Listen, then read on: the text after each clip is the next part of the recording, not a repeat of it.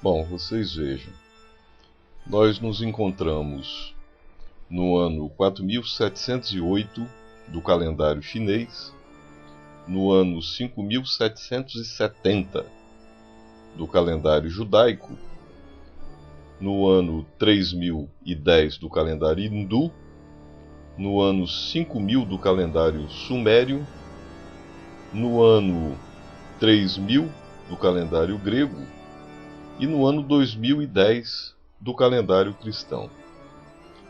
Então, depois de aí tantos anos, né, desses calendários todos, dessas civilizações todas, nós somos forçados a discutir com vocês uma situação que nós vamos apresentar aqui nesse momento, forçados diante da atuação de uma pessoa que se diz perito, que tem distribuído aí, principalmente para deputados,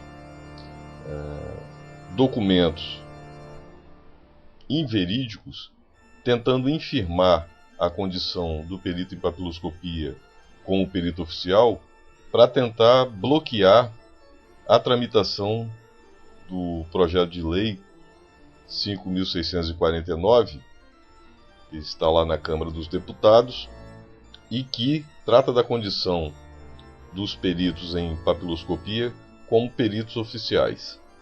Essa pessoa que me refiro é o perito presidente da ABC, que a ele são creditadas essas passagens que eu vou discutir com vocês a partir deste momento. Bom, a primeira dessas pérolas aí distribuídas por esse cidadão pela internet, nos gabinetes de deputados, é essa aí. As identificações das pessoas não reconhecidas por documentos, ou quando as suspeitas de serem documentos adulterados, será feita por comparação direta entre a impressão dactilar da pessoa, impressa em suporte físico ou colhida por scanner, e um padrão mantido em arquivo, hoje nos institutos de identificação. Não há necessidade de especialização para isso, pois a comparação computacional lê automática, no EIVS, ou visual direta, vis-a-vis, depois de reconhecida a impressão digital.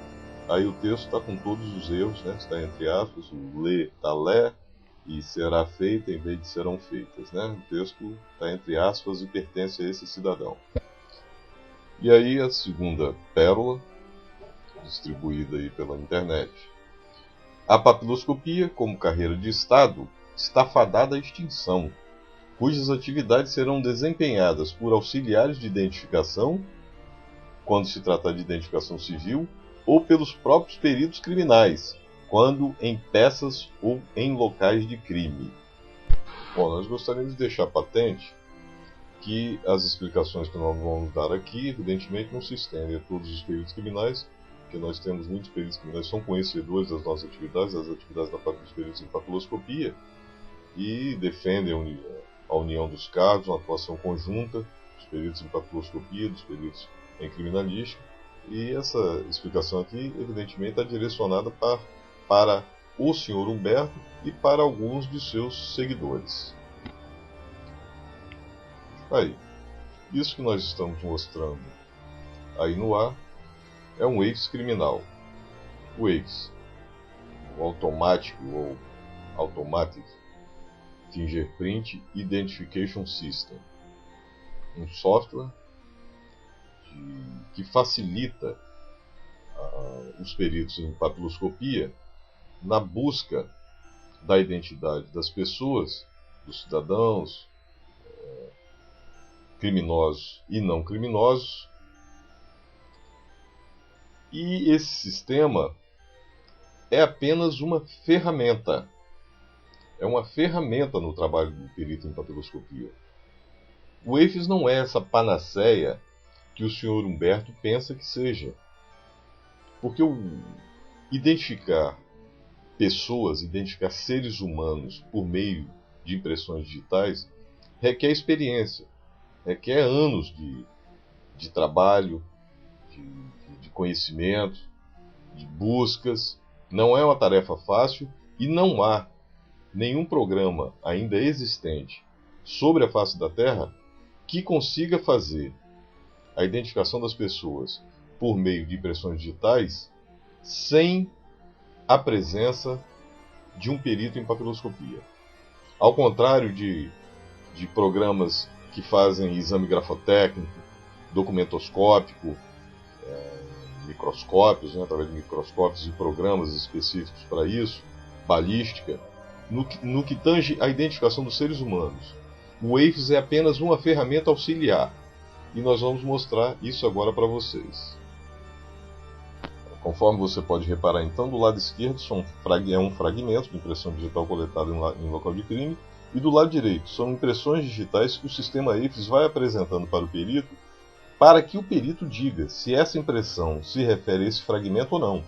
O sistema EIFS apenas reduz o universo de pesquisa, de alguns milhares, às vezes até muito mais, para um número menor, mas o perito vai ter que comparar esse fragmento do lado esquerdo com todas essas impressões do lado direito que são apresentadas pelo sistema EIFS e atestar se essa impressão se refere a esse fragmento ou não.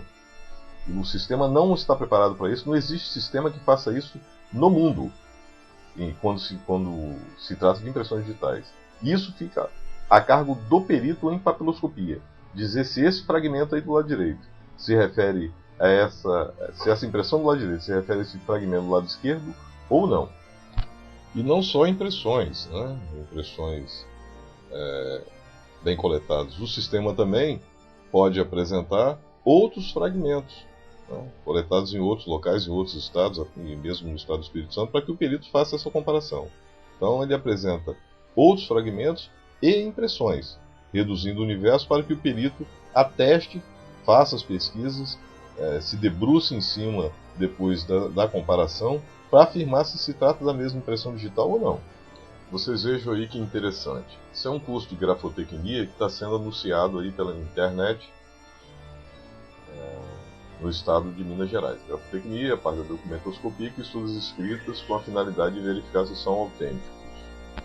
Está aí, comprovando, curso, dado pela professora Vanira Oliveira de Albuquerque, perito criminal aposentada, ex-chefe da seção técnica de documentoscopia do Instituto Criminalístico do estado de Minas Gerais. Agora vocês vejam aí a carga horária desse curso que está sendo dado. Aí, duração, em média, 2 horas.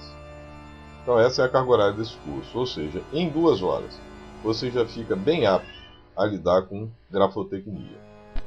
A pergunta que fica no ar é: por que uma pessoa que identifica escrita, que identifica documentos falsos, que identifica projéteis disparados por armas, como esse senhor Humberto, tem a petulância de se sentir mais perito do que uma pessoa que é responsável pela identificação dos seres humanos? Que capacidade essa pessoa tem para questionar a competência de outro colega perito oficial?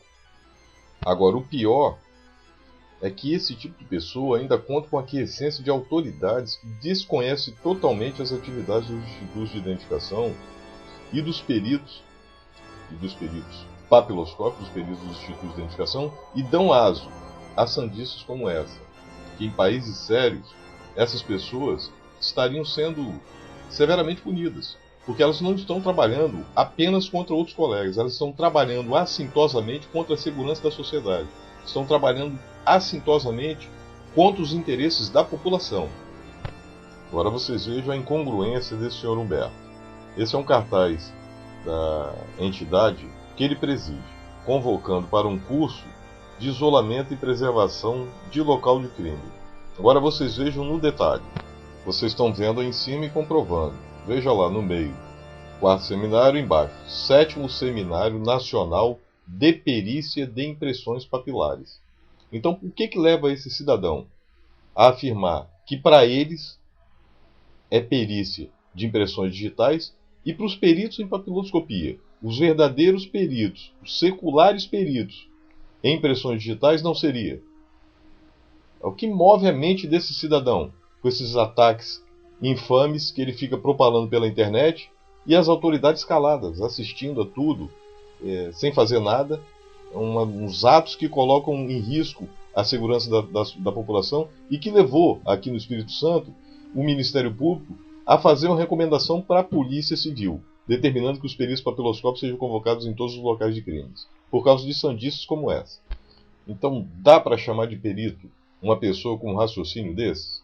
Dá para confiar nas perícias realizadas por uma pessoa que não possui o mínimo conhecimento a respeito das alevosias que lança ao público, sem se preocupar com as consequências para a população?